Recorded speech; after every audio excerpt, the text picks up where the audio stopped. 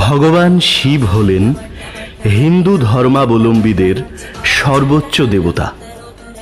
তিনি ধ্বংস, সংহার ও প্রলয়ের দেবতা। ভগবান শিবকে পরম ব্রহ্ম মনে করা হয়।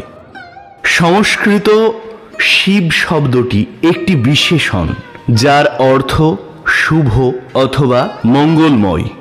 আবার একইভাবে শিবকথার অর্থ পবিত্র ব্যক্তি, যিনি প্রকৃতির 3 গুণের অতীত, অর্থাৎ সত্য, রজ ও তম গুণের অতীত যিনি। ভগবান শিবের সবচেয়ে গুরুত্বপূর্ণ স্তোত্রগুলির মধ্যে একটি হল শিব তাণ্ডব স্তোত্র। রাজা রাবণ ছিলেন শিবের একনিষ্ঠ ভক্ত। রাজা রাবণ এই স্তোত্রটি রচনা করেন এবং তিনি প্রথম এটি পাঠ করেন। আজকে আমরা এই শিব তাণ্ডব স্তোত্র সম্বন্ধে জেনে নেব। শিব তাণ্ডব স্তোত্র সম্পর্কে রামায়ণের চরিত্র রাবণকে ঘিরে একটি বহু প্রচলিত কাহিনী রয়েছে। কাহিনীটি হল, রাবণের আগে তার সৎ ভাই কুবের ছিলেন লঙ্কার রাজা। কুবেরের ছিল দুর্লভ এক পুষ্পক বিমান, উরুক্কু রথ। একসময় রাবণ তার ভাইকে যুদ্ধে পরাজিত করে সেই পুষ্পক বিমানে চড়ে বিশ্ব পরিভ্রমণ করছিলেন। এভাবে একসময় তিনি কৈলাস পর্বতের কাছে আসলে তার পুষ্পক বিমান থেমে যায়। হিন্দু ধর্মমতে কৈলাস পর্বত ভগবান শিবের আবাসস্থল এবং গোটা পৃথিবীর কেন্দ্রস্থল। সেখানে পুষ্পক বিমান থেমে গেলে রাবণ ভীষণ বিরক্ত হন। কৈলাস পর্বত রাবণকে তার বিমানের দিক পরিবর্তন করতে বলে, কারণ সেই মুহূর্তে শিব পার্বতী কৈলাসে বিশ্রামরত ছিলেন। কিন্তু রাবণ কৈলাসের কথায় কর্ণপাত করলেন না। তিনি পুষ্পক বিমান থেকে নেমে কৈলাসকে সরিয়ে দেবার জন্য প্রচণ্ড শক্তি প্রয়োগ করলেন। এতে গোটা পৃথিবী কাঁপতে শুরু করল। সেই মুহূর্তে রাবণকে শিক্ষা দেবার জন্য ভগবান শিব তার পায়ের আঙুল দিয়ে কৈলাস পর্বতকে প্রচণ্ড শক্তিতে চেপে ধরলেন।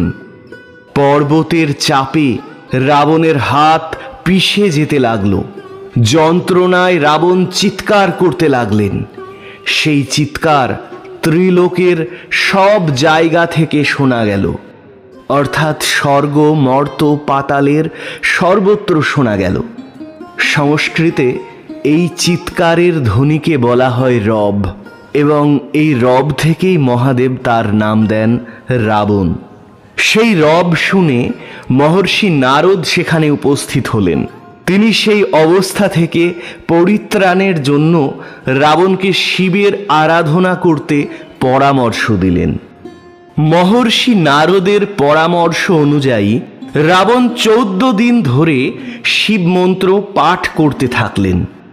এরপর প্রদোষকালে, অর্থাৎ সূর্যোদয়ের 1 ঘন্টা আগে এবং সূর্যাস্তের 1 ঘন্টা পরের মধ্যবর্তী সময়ে শিব তাণ্ডব স্তোত্র পাঠ করতে থাকলেন। জাদুকরী সেই স্তোত্র পাঠ ত্রিভুবনের সব জায়গা থেকে শোনা গেল। শিবের সৌন্দর্য প্রশংসা সম্বলিত সেই স্তোত্র শুনে সবাই মুগ্ধ হল। স্তোত্র পাঠ শেষ হলে ভগবান শিব রাবণের প্রতি অত্যন্ত সন্তুষ্ট হয়ে কৈলাস থেকে নেমে এলেন এবং তার নাম দিলেন রাবণ। এর আগে রাবণকে দশানন বলে ডাকা হতো, যার অর্থ 10 মাথা যার। রাবণ ছিলেন সত্যিকারের একজন বেদজ্ঞ এবং দেবী সরস্বতীর আশীর্বাদ ধন্য। যথাযথ সুর ও ছন্দের সমন্বয়ে তৈরি শিব তাণ্ডব স্তোত্র পাঠ শুনে রাবণের প্রতি ভগবান শিব এতটাই সন্তুষ্ট হলেন যে তখন তাকে তিনি অতি দুর্লভ চন্দ্রহাস তরবারি দান করলেন। শিব ভক্তগণ মনে করেন শিবের অন্যান্য স্তোত্রের মতো শিবের তাণ্ডব স্তোত্র সবার পাঠ করা উচিত।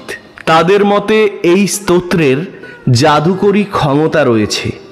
তাই আমাদের শারীরিক, মানসিক ও আত্মিক উন্নতি সাধনের জন্য এই স্তোত্র সঠিক নিয়মে এবং ভগবান শিবের প্রতি পূর্ণ ভক্তি নিয়ে পাঠ করা উচিত।